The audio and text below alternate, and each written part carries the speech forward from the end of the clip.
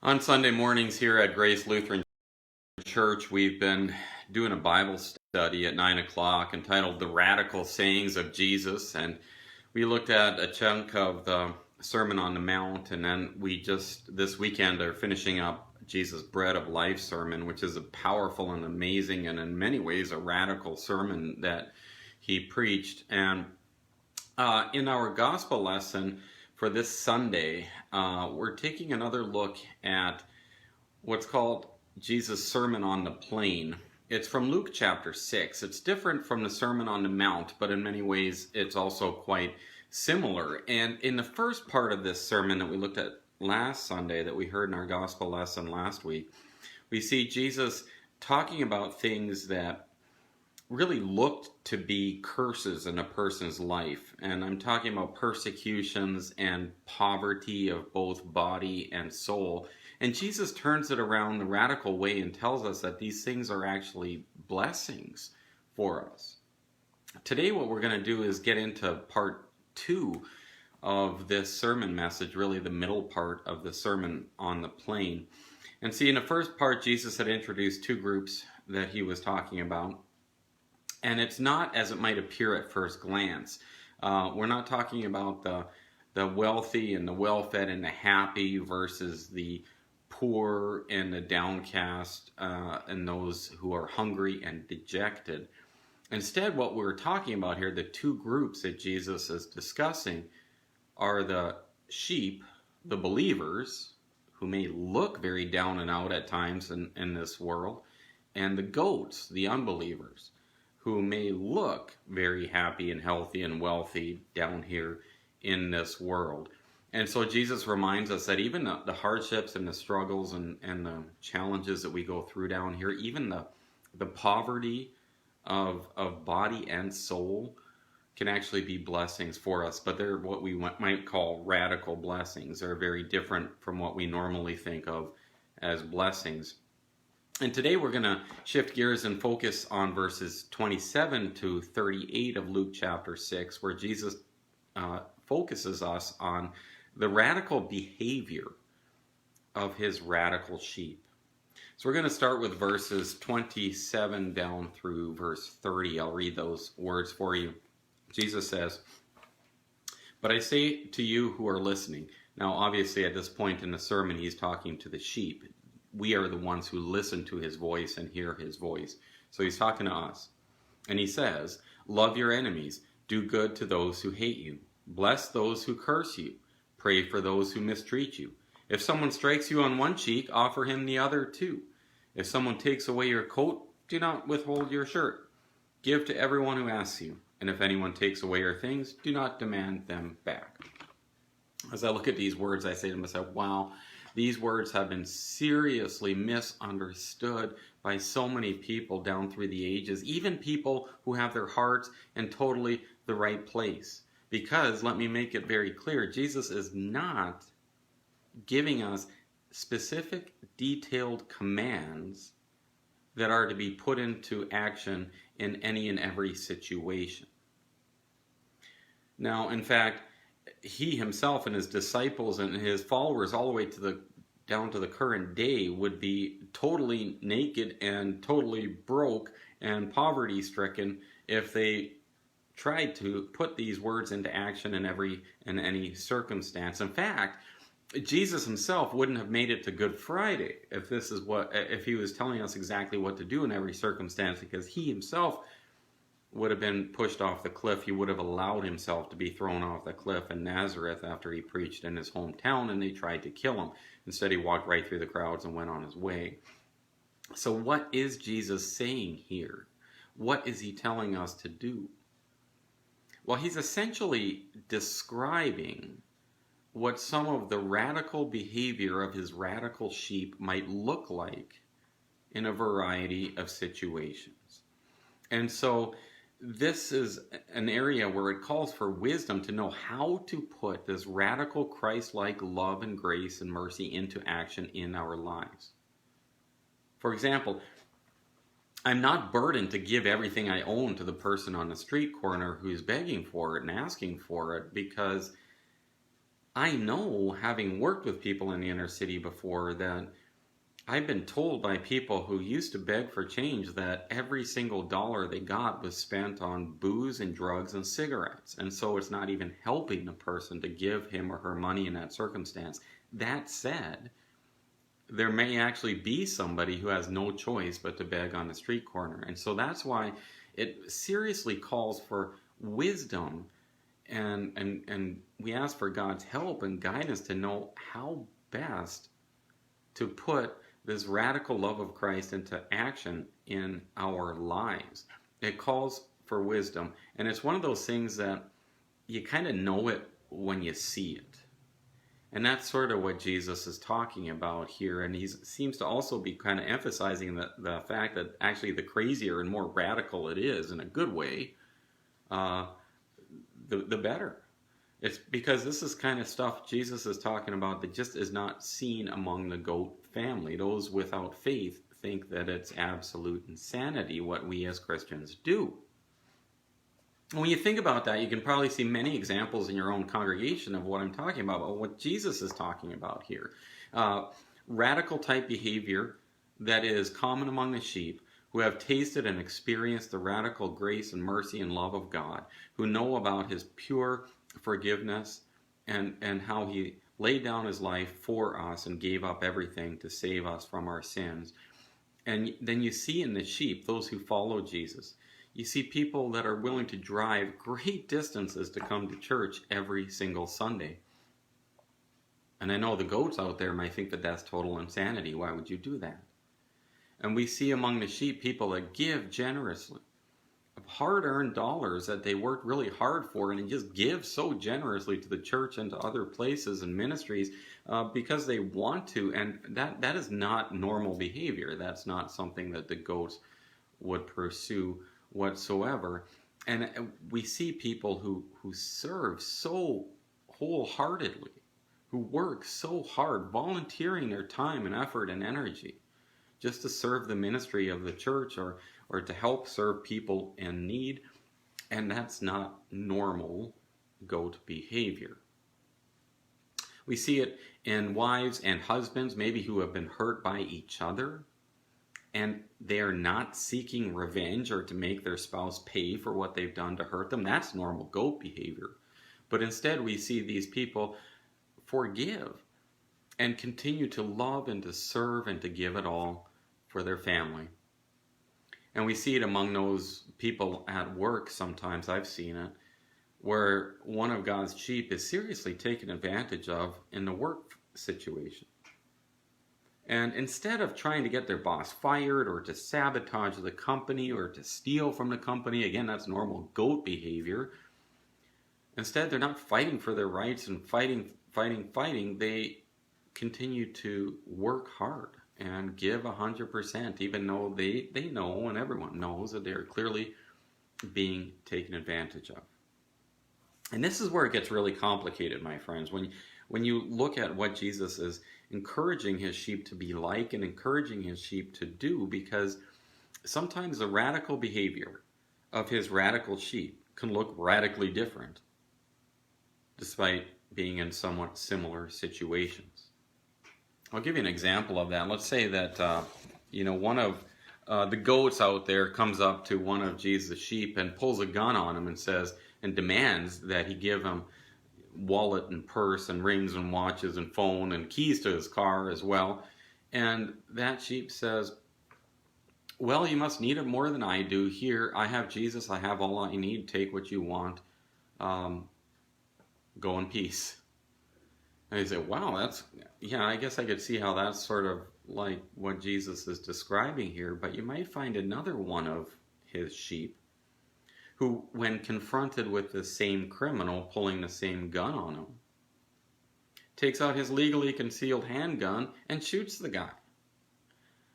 And he's allowed to. If you're living in a state like Texas, we have the right to defend our lives and our property with lethal force, should we have to. And you might say, wait a minute, that's the total opposite of what Jesus is describing here. Well, not necessarily. Because a sheep in that circumstance may in love, be thinking of everyone else in his community and wanting to protect anyone else from having to stare down the barrel of that man's gun. And he may also want to send a strong message to the criminal element of his community that it could be rather dangerous to pull a gun on people and threaten their lives and steal their belongings. And even though maybe the justice system is like a revolving door, and guys like this have been put out on the street again and again and again, he wants the people in that community, especially the criminal element, to know that if you're going to pull a gun on somebody, you may meet your maker very quickly. And so that guy carries the burden of that action, and he did so in love for the people of his community. He didn't want anyone else to get hurt. He didn't want anyone else's money to be used for criminal activity. And so you can see how two different sheep act very differently, and both may be attempting to show the radical love of Christ, just in radically different ways. I'll give you another example. Maybe you think of two women who are being abused by their husbands in similar ways. And the one wife says, I'm going to stay, I'm going to stick it out, I need to pray for strength to be here and to be strong, and I'm not going to leave. Well, the other sheep says, I got to grab my kids in the middle of the night and get out of here. Because she's thinking about her children as well and wanting to protect them from growing up in a household like that. And she does not want them to think that that's what a husband looks like. And so in love for her children, she takes a very different course of action. So my point here is that figuring out how to show Christ-like love and grace in our lives, this radical love of Christ, is no easy question to answer. But it is absolutely the right question to be asking. And Jesus forces us to think about that as we look at these words. How can I show this radical brand of love in my life? What would it look like in different circumstances and situations? And then he goes on to verse 31, and he says this, treat others just as you would want them to treat you. And we might think, oh, that's a golden rule. It's not just the sheep who know that. The goats understand that as well. In fact, many false religions try to employ a golden rule type philosophy, and even many atheists try to live a golden rule kind of lifestyle. But Jesus is talking about something more here, and he goes on to explain it in the following verses. He's not talking about normal behavior. He's talking about abnormal sheep behavior. And so maybe we should call this the platinum rule here, because what Jesus is talking about is not normal. And he goes on to explain that for us in verses 32 to 36. He says, if you love those who love you, what credit is that to you? To be sure, even the sinners or the goats, the unbelievers, love those who love them. And if you do good to those who do good to you, what credit is that to you? Even the sinners, the goats, unbelievers do the same thing. If you lend to those from whom you expect to be repaid, what credit is that to you? Even the sinners lend to sinners in order to be paid back in full. Instead, love your enemies. Do good and lend, expecting nothing in return. Your reward will be great, and you will be sons of the Most High, because he is kind to the unthankful and the evil. Be merciful just as your Father is merciful. Jesus tells us, and Jesus showed us, that God is radically merciful, radically generous, radically loving towards sinners. And his sheep, people like you and I who believe in him, have tasted, have experienced that pure grace and love and mercy. Though we are evil sinners too, he has forgiven us and shown us this amazing brand of love. And that inspires us. It spills over into our lives. And it motivates us and liberates us to show this brand of radical love and grace and mercy in our lives. And we seek for opportunities to do that. And Jesus' next words here in this sermon actually have surpassed John 3:16 as a most often quoted Bible passage, but they've also been seriously misunderstood and misinterpreted. In the verse following that, then we see verses that have been misquoted and used by false prophets to abuse people and to try to steal their money as well. Let me read those for you. 37, 38. Jesus said, do not judge, and you will not be judged. Do not condemn, and you will not be condemned. Forgive, and you will be forgiven. Give, and it will be given to you. A good measure, pressed down, shaken together, and running over, will be poured into your lap. In fact, the measure with which you measure will be measured back to you. So first of all, in verse 37 there, is he telling us that we must never judge? Well, no, not exactly. Because if you just skip down to the next verses, he says, to remove the plank in your own eye before you can help your brother remove the speck in his eye. And just doing what Jesus tells us to do requires a whole number of judgments to be made. I mean, every day requires many judgments to be made in many different ways. But what Jesus is telling us is that we are not to put ourselves in God's place. He is a judge. We do not belong there. And our role is merely to seek his judgments on A, B, C, D, E, F, G, and to relay those judgments in our lives and to live according to them, and to pray for wisdom to make good judgments in those areas where we can and must. And so in verse 38, it's a verse that televangelists love to use because they'll use it to manipulate people to send in money with the promise that if they send in all their money to them as they fly around on their private jets from mansion to mansion, that God will give the money back, and even more so. But here's the thing, you can't fool God. And if your motivation for giving is to get more back, it's not going to work. It's not a get-rich-quick scheme, and you cannot manipulate God in that way, and he will not be manipulated in that way, and don't expect it to work.